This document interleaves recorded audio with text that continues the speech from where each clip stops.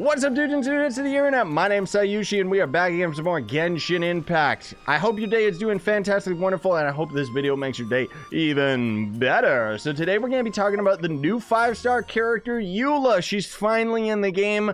Full disclosure, I don't have her, but we can end up using the character trial to give a good idea of her abilities, what have you. And I also have a lot of footage of her, thanks to my buddy who actually ended up rolling for her. Not only her, but he also has her 5-star sword. So I'm going to end up giving a big shout out to my buddy Dank Val right here. We're going to check his information, and yeah, I kind of want to just show you guys very, very briefly what his stats are going to end up being on Eula.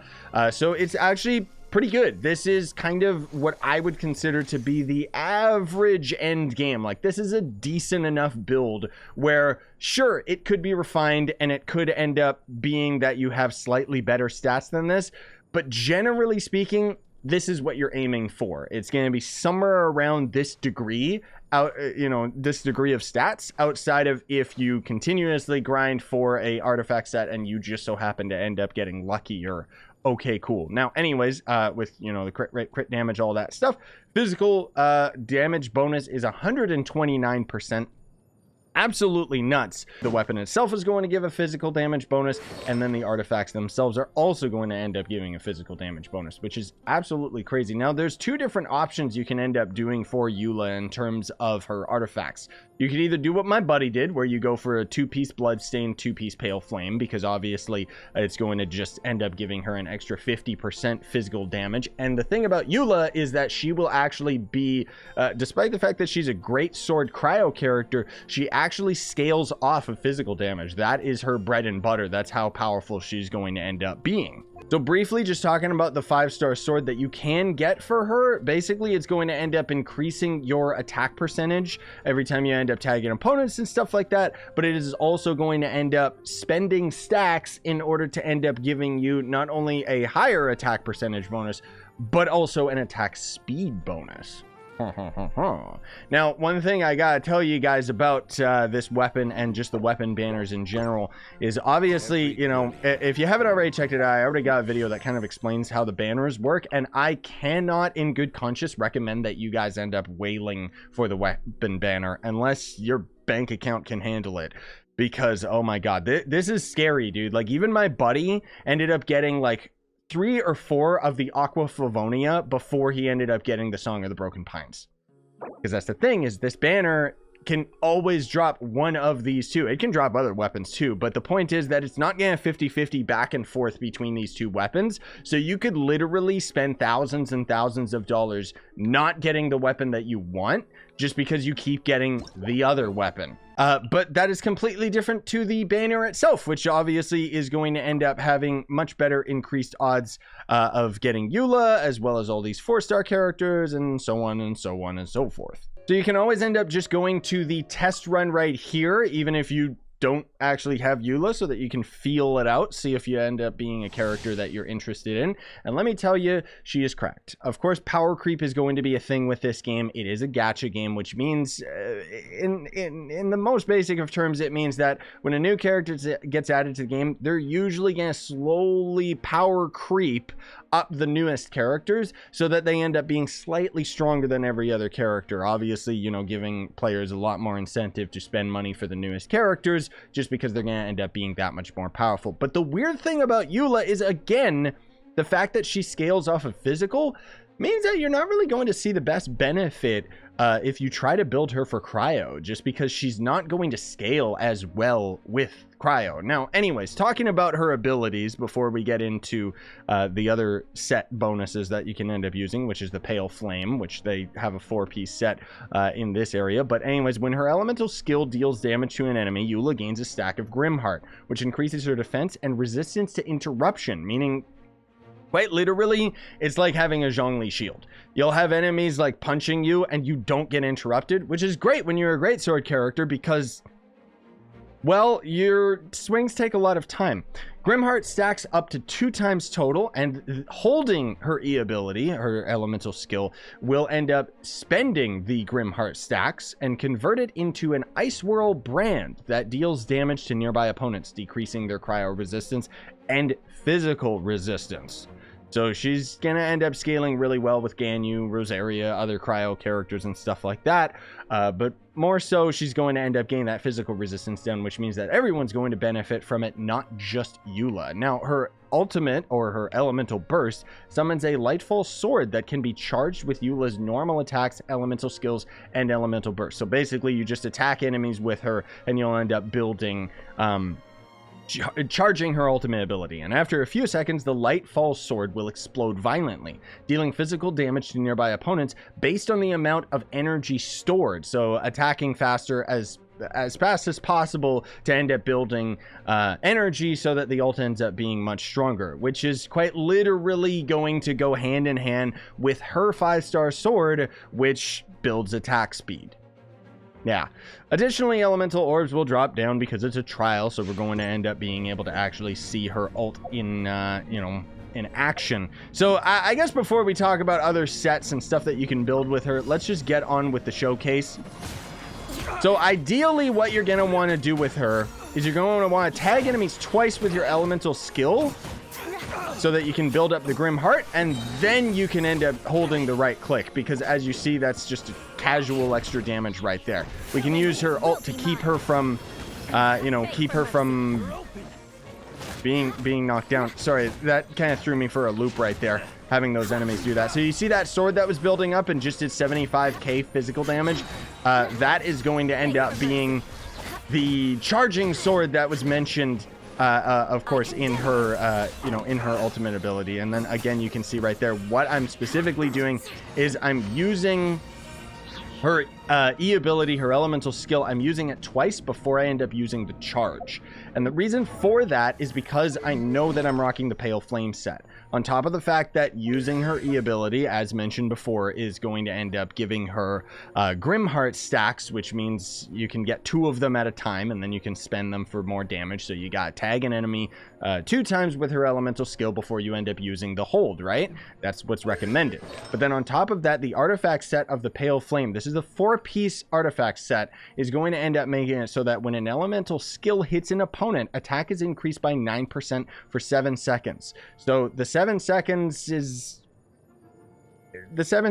kind of crucial, but it kind of sucks at the same time. We'll talk about that in a moment. But this effect stacks up to 2 times and can be triggered once every 0.3 seconds. Once 2 stacks are reached, the 2-set effect is increased by 100%, meaning that you are actually getting 100% physical damage. Now, the thing is, when you end up triggering it, obviously, when you end up hitting an enemy and getting the stack of the attack is increased by 9% for 7 seconds, you'll tag an enemy again with your E ability, and as far as I know, that refreshes the cooldown, so it's another additional 7 seconds, which is perfect because her elemental skill is actually going to have a 4-second cooldown between the presses, and then a 10-second cooldown with the hold, which means quite literally tag them twice with your E and then use the hold.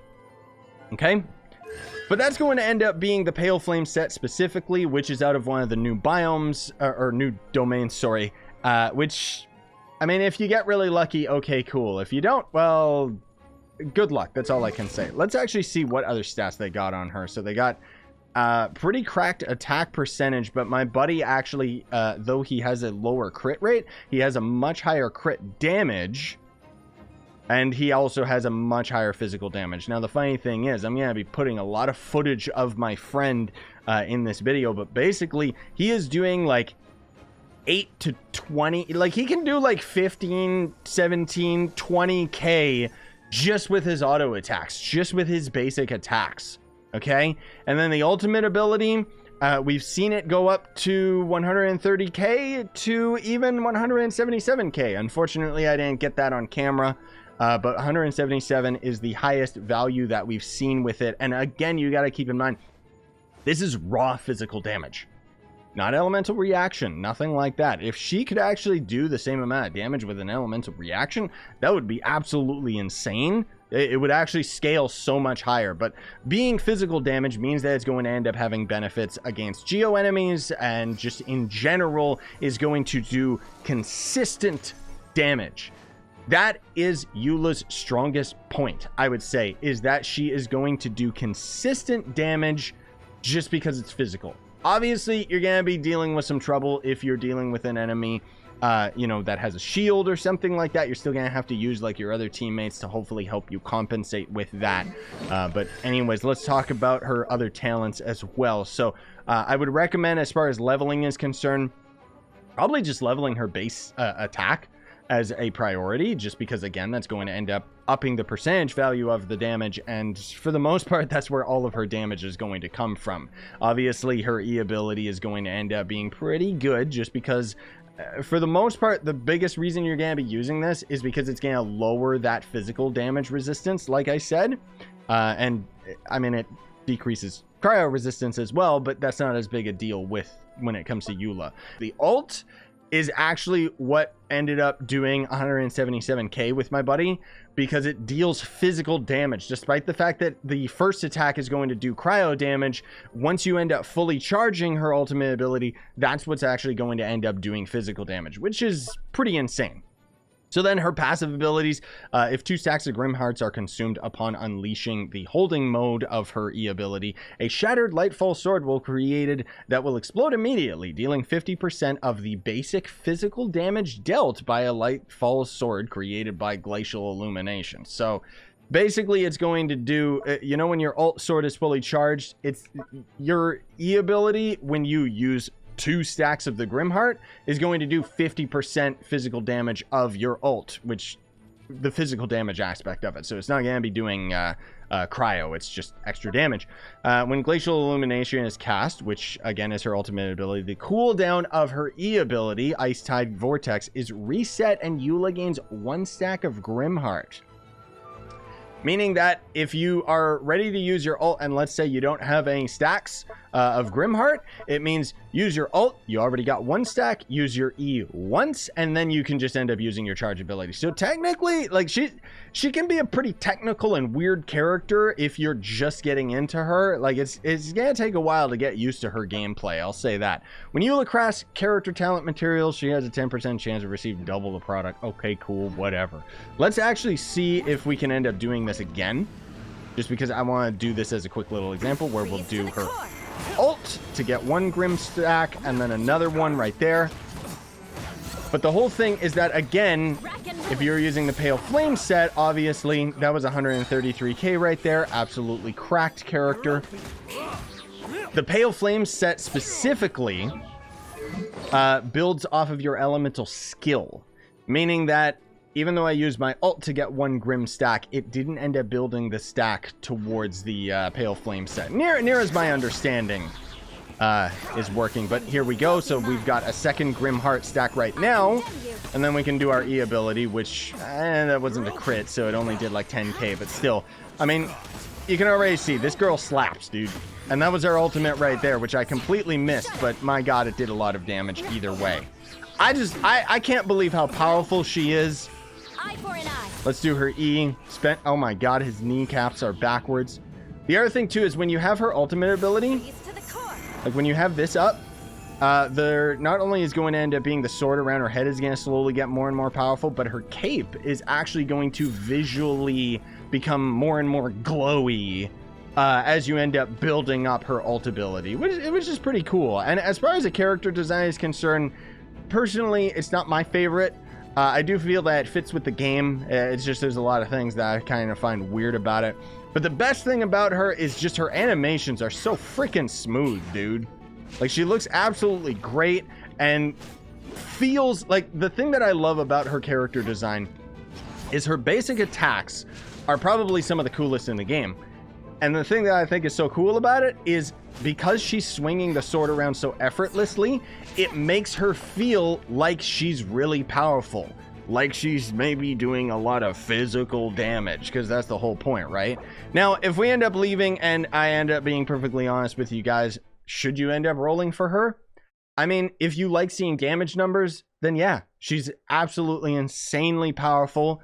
And the thing is, because she's physical, again, it means what's a team comp? Like, you don't need to build anyone around having her in your group. Obviously, certain characters are going to end up having her benefit from having them in your party, but generally speaking, she is just a free character you can throw into almost any group, and she will slap and do a lot of damage. On top of that, do you like her character design? Then sure, go for it. I mean, I personally would consider her to be the 5-star version of Rosaria, another substitute weapon. You don't have to be using her 5-star weapon. You can get away with using the ice greatsword that you get from Dragonspine, which plenty of videos on YouTube that tell you how to get that. But why am I not wishing for her? I mean, personal preference. There's also a character coming in version 1.6 that I'm holding out all of my wishes for. You've probably heard of him, but I can't really go into detail about it because, you know, leaked information and stuff like that. But generally speaking, I'm not the biggest fan of Eula, despite the fact that she seems like a lot of fun based on what I saw with my buddy. Again, big shoutouts to my buddy Dank Val for actually supplying a lot of the footage that we ended up using here today. Okay, thanks for watching, gamers. Really appreciate it. Smash like, sub for more. Buy the merch you want to support the channel, and have yourselves a fantastic day.